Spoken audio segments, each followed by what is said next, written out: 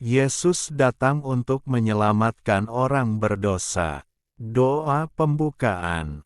Damai sejahtera Allah, yang melampaui segala akal, kiranya memelihara hati dan pikiranmu dalam Kristus Yesus, Tuhan kita. Amin. Renungan. Jemaat yang dikasihi Tuhan. Firman Tuhan untuk kita hari ini tertulis dalam Markus pukul 2:17, yang berbunyi demikian.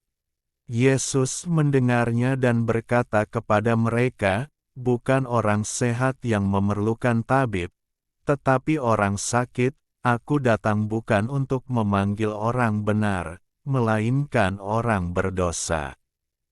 Perkataan Yesus ini merupakan jawaban atau respon Yesus kepada orang-orang Farisi yang bertanya kepada murid-muridnya, mengapa ia makan bersama-sama dengan pemungut cukai dan orang berdosa. Orang-orang Farisi merasa dirinya lebih suci dan lebih benar dari orang lain, sehingga menganggap rendah dan hina para pemungut cukai dan orang berdosa lainnya. Mereka tidak mau bergaul dengan orang-orang yang mereka anggap berdosa. Sebaliknya, Tuhan Yesus mau datang ke rumah pemungut cukai dan makan bersama-sama dengan mereka, karena Yesus mengasihi mereka dan memanggil mereka untuk mendengar kabar baik dan menerima keselamatan. Bagi Yesus, orang-orang seperti itulah yang perlu untuk disapa dan dilayani agar mereka mengenal kebenaran. Karena itu Yesus berkata, petik 2, "Aku datang bukan untuk memanggil orang benar, melainkan orang berdosa."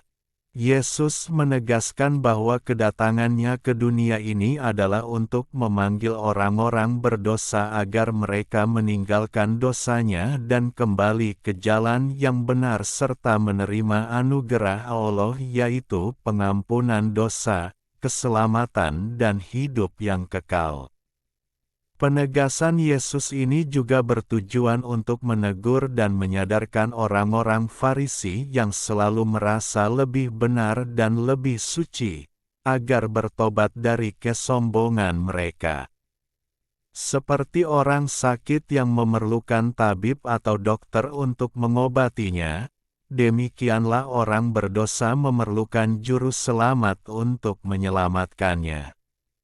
Melalui firman Tuhan hari ini, kita diingatkan bahwa Tuhan Yesus begitu mengasihi orang-orang berdosa dan rela mati di kayu salib untuk menebus segala dosa kita.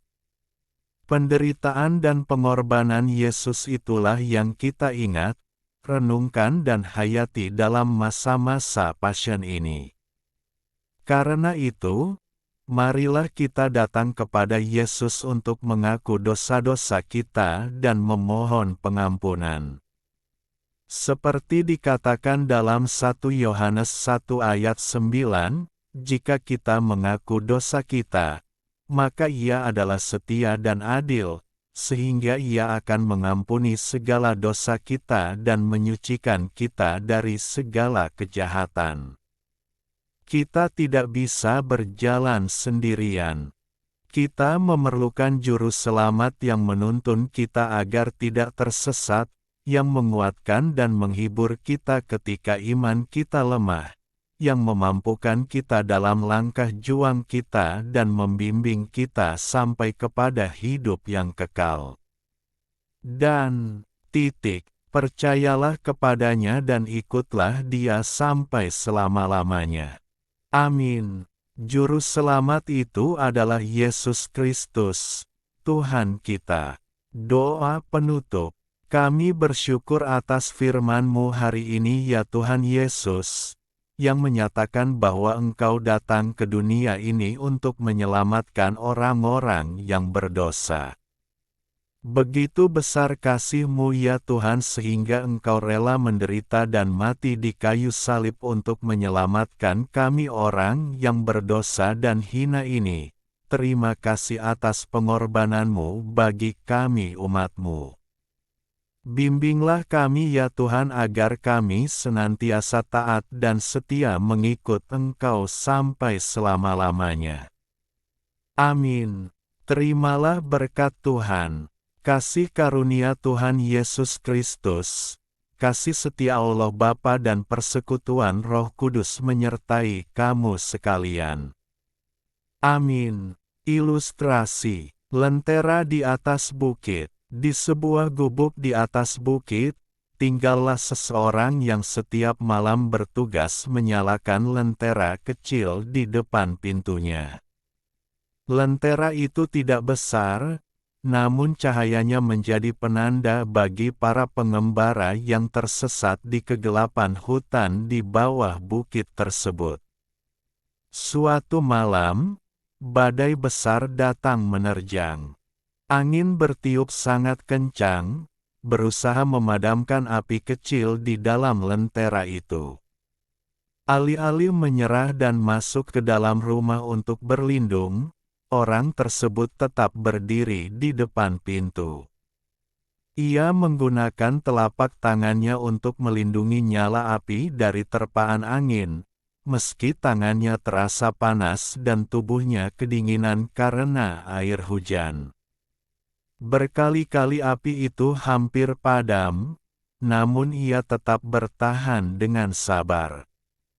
Ia tahu bahwa jika api itu padam, seseorang di bawah sana mungkin akan kehilangan arah selamanya.